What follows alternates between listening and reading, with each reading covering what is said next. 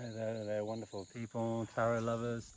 So this reversed Ace of Swords came up to me the other day, and I was journaling about it. I thought I'd make a quick video speaking about the aces in general, and especially when they're reversed, because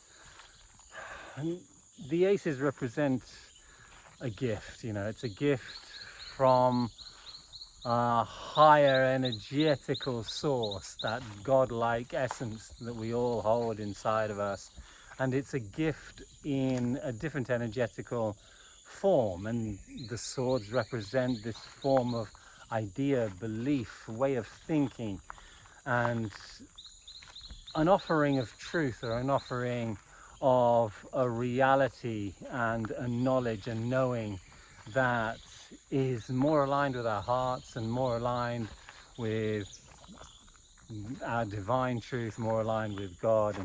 And when it's reversed, there's a part of us that's resistant to accept it, and maybe even see it, maybe even grasp it, maybe even understand or be willing to feel open to change our mind in this way about something. Are we open to change our mind about the way we believe about ourselves? I mean, I dived into this, and I could find easily 10, 20 beliefs that I still hold on to that are helping me co-create a lesser version of myself, and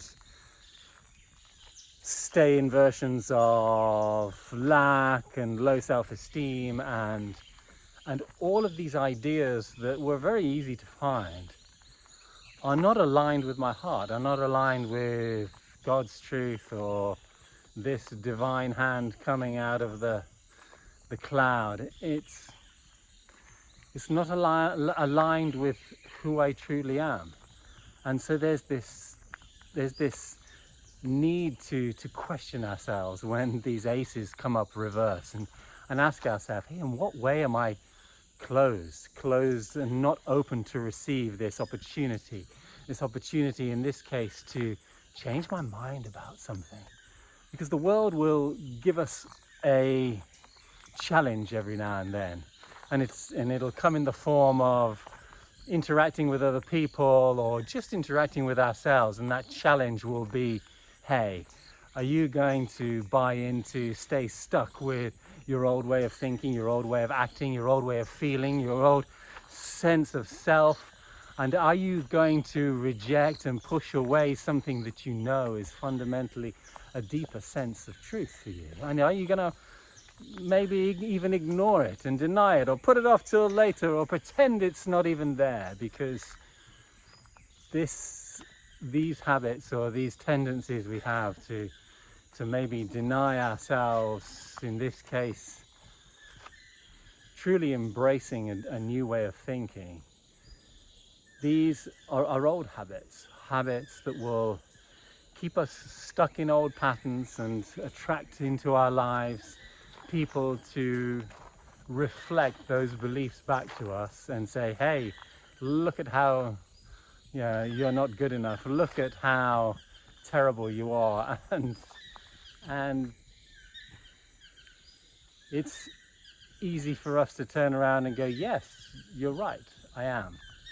And while on one level that might be true, this is not the deepest truth for us all. This is not the place where we're centered in our hearts, and we can't create a different reality. We can't move to change ourselves from a level of self-judgment, even though we think we can, even though we think, no, judging ourselves is the best way, and from there we can move forward. Yeah, but if we're moving forward with an energy of self-judgment, we'll just find something more to judge ourselves about in the future, and it will be a promotion of self-judgment that will be enacting and enabling and continuing in our life. So while being honest and having a decent amount of self-reflection and calling a spade or calling a sword is vital when this card comes up and any of the swords coming up reverse.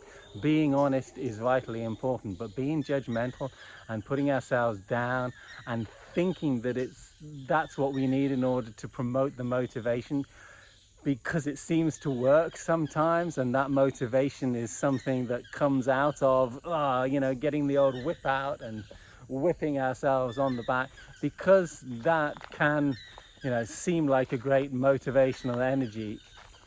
In reality, we're promoting more self-judgment, and we're promoting more negative thinking, and we're promoting putting ourselves down more. So it doesn't matter whether we'll feel like we're moving forward from that space through that self-flagellation that we're promoting.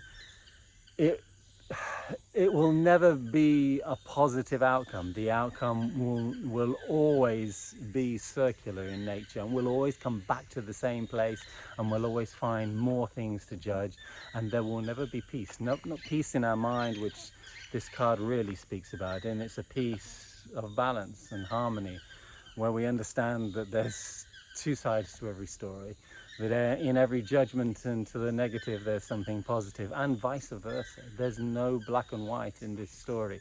And bringing our mind into this comprehension of duality, and embracing that duality with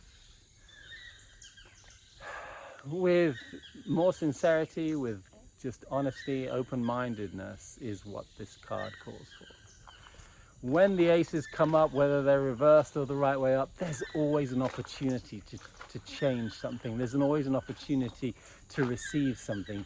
Because they're there, it means that there's a chance for us to grow mentally, emotionally, spiritually, and physically. There's a chance for us to experience some version of change. We just got to make a switch inside of our heads, a switch inside of our bodies, a switch inside of some aspect of ourselves, in order to experience that shift and experience the 180 and the acceptance of something that's more aligned to heart. Have a wonderful day, and much love to you all.